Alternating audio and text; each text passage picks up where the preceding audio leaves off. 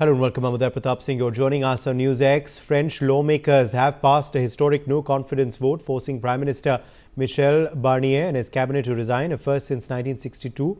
The move, which was driven by budget disputes, saw far-right and left-wing lawmakers unite, plunging France deeper into a crisis. This makes Barnier the shortest-serving PM in the Fifth Republic, which was established in the 1958 as his government lasted for only 3 months. His swift ousting follows snap parliamentary polls earlier this summer, which produced a hung parliament where no party secured a majority, leaving the far-right in a pivotal position to influence the government's stability. Next, President Emmanuel Macron now is scheduled to address the nation, with Barnier expected to submit his formal resignation beforehand. Joining us live at this point is Manju Seth, former diplomat.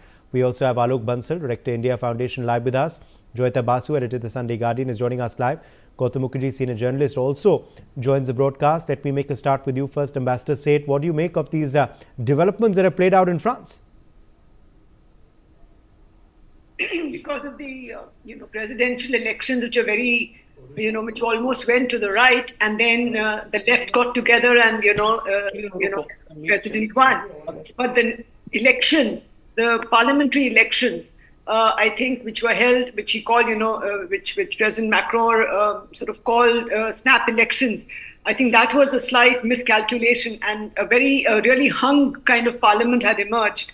And as we can see, that has been, it has played out in their parliament, and the budget could not be passed. No confidence motion was, moved against the Barnier government, and it has collapsed. So it is not a good situation. It's going to affect a lot of, of the European economy, of course, because France is an important element or an important member of the EU, and I think of the Eurozone as well. And it's if this happens, its economy is going to get affected, and also any decisions or any policy matters that need to be decided on. The Macron government is completely handicapped at the moment without parliament, and it will not be able to move forward. Even the budget, it will find very difficult, to get through, unless, of course, it uses a provision in their law, which under which they, under like a kind of an ordinance, he can get it cleared. But the overall budget, from what according to the reports, is not a very.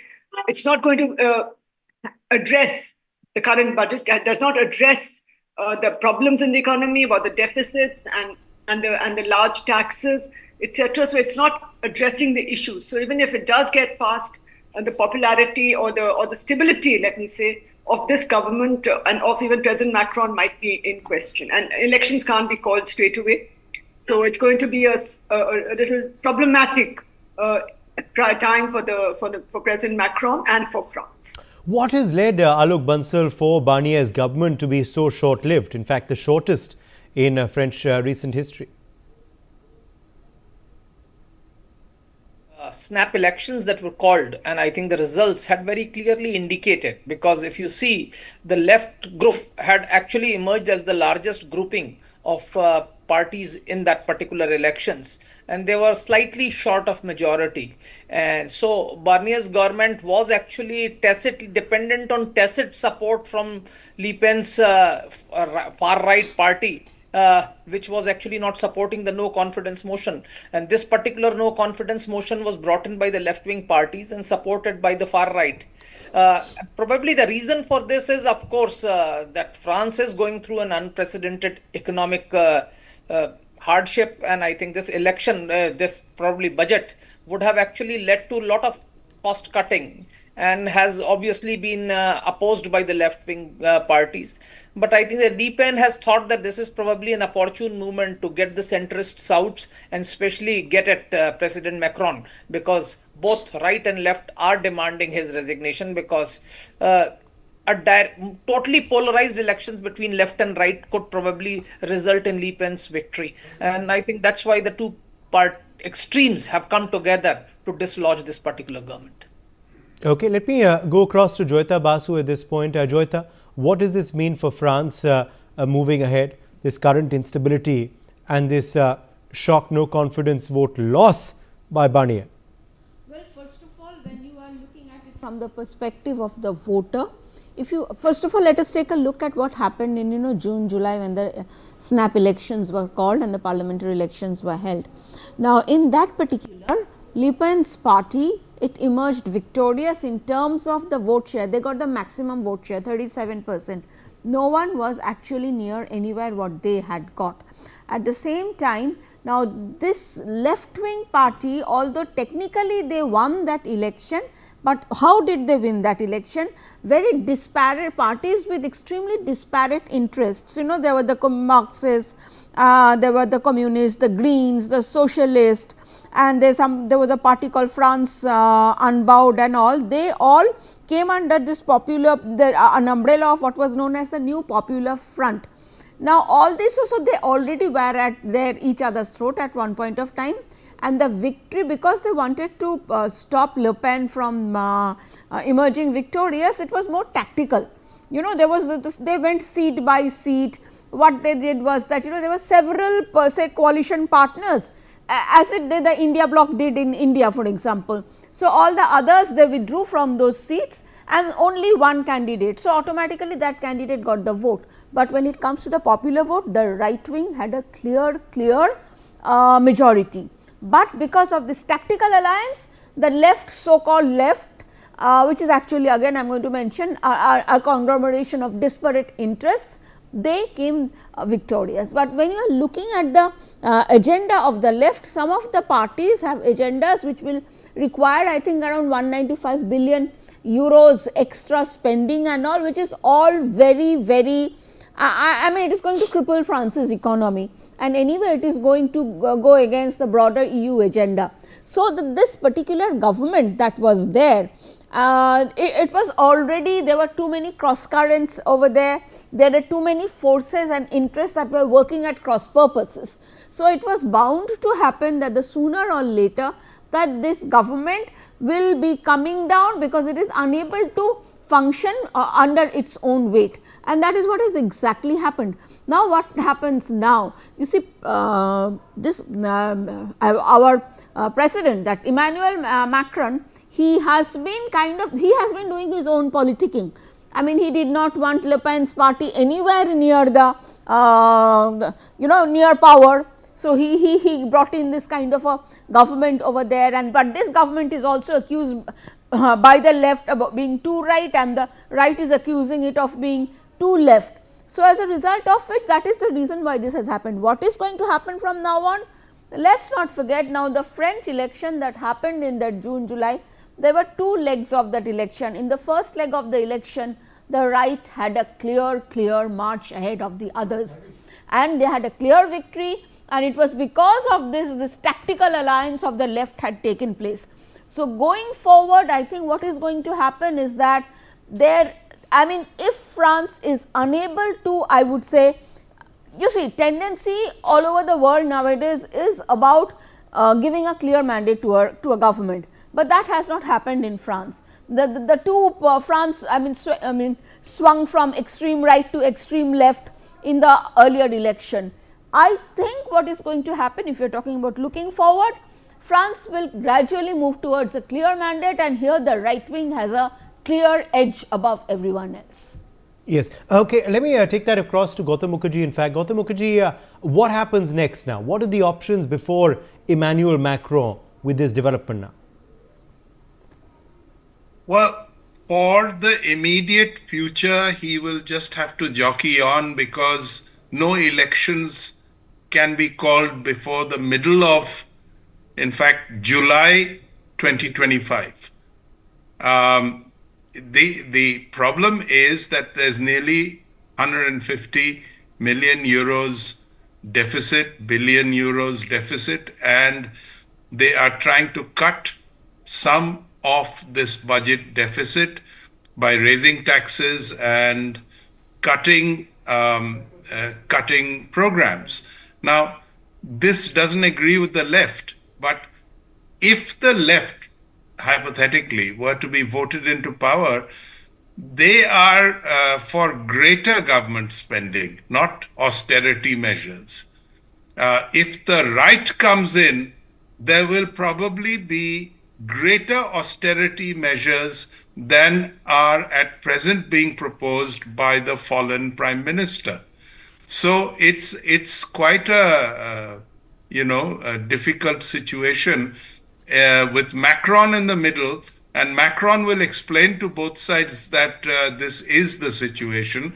And for the time being, there are three factions in Parliament, and he'll just have to jockey between them and try and get the budget passed with some modifications, because everybody will want something or other changed.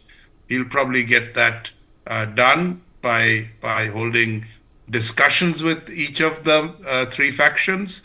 But if in the elections, the centrists are the only ones, which is why they've survived so long, why Macron is in his second term, are the only people who can pull in elements of what the left want and elements of what the right want. The right is more powerful now than it has been for many years, probably ever. However, it is not in sync, by and large, with the rank and file ordinary citizen of France, who is well used to a welfare state and the state picking up the bill for many, many things. And the right will not like that. The right will also talk of leaving the EU. All of this put together makes it very unlikely that the right will be able to form the government as such. Will the left do it? Well, how will they fund it? So it's back to the centrists. When the election takes place, I think Macron's party will again hold sway. And in between, this has been tried out because there was an opportunity to pass a no confidence motion. It lets all sides test the waters, but the basic situation is not practicable in any other configuration. Uday. Okay, let me in fact now go back across to Ambassador Manju Seth. Ambassador Manju Seth, where does this leave Emmanuel Macron's personal position in France as president? What is going to be the impact on his presidency, if any, of this shock loss of no confidence for Barnier? And also, do you believe this is going to affect their economy as well? At the end of the day, they're EU's second largest economy. Absolutely, it will have an impact. And of course, President Macron's position has been weakened by this. And he will have to find a solution till July. As very rightly mentioned by Mr. Gautam Mukherjee, he has to find a solution and get some budget passed so that he can, that the government and there can be some forward movement. But as of now, his position has been weakened, I think, and he will have to do a balancing act, and because as it is a welfare state, and it is the second largest economy in Europe, and a war is going on. And how are they going to, meet their commitments towards Ukraine, which they have said? So it's going to be very difficult for President Macron to moving forward and to find. Of course, they can use special powers and keep passing what is essential budgeting, but it is not a very happy situation. And even there, I think any other reforms or any other legislation that he would want to introduce, any policy decisions that the president would like to implement, I think he's now hamstrung. Unless he can, negotiate and get both sides at least on the same page on some of the major or critical issues, and have a new prime minister appointed, and a new, of course, till then, till a new PM is appointed, Barnier will continue as the interim caretaker prime minister. But he will have to find somebody, and that somebody will have to be able to take everybody along. So I think it's going to be a little difficult and for President Macron, and he's going to find it difficult to function effectively. And in this crisis-ridden times, I think his position is a little, with this instability, he's going to have difficulty in making any policy announcements or in taking any major decisions, which otherwise he would have been in a position to take. Alok Bansal, does this mean then that the imminent return of Le Pen is now just a matter of time. Will this help the far right parties moving ahead, or do you believe that's something that we cannot come to a conclusion on just yet? See, firstly, let's be very clear. Of the three blocs at this moment, Le Pen by herself doesn't have that sort of a power that she could form a government, despite having a popular support. Secondly, we need to understand that there cannot be any elections till July 2025. So this parliament has to continue. Now, to my mind, this parliament, at the most, what can happen is that the left-wing parties can form a government with support from the centrists or with somebody else. But the budgetary issue will continue to dog them, because please understand, France has made commitments to Ukraine. They'll have to cut costs somewhere. And if the pressure continues like this, the only place where there is some scope of cutting cost is probably the support to Ukraine, for which they have made a lot of commitments. And that coupled with Trump's presidency could probably sound a death knell as far as Ukrainian defense against Russia is concerned, because with Trump presidency and American support likely to dwindle, if France also cuts that sort of support, that will create a problem. Now, despite calls for President Macron to resign, I don't think so he will resign, and I think his continuation is in the long-term interest of France. And as you rightly brought out, I think France's sustenance is essential for EU to survive, because France is the second largest economy within EU. And I think the only way they can sustain is if they have a centrist support. Either a government of the left or right formed with centrist support can only survive in this sort of a situation.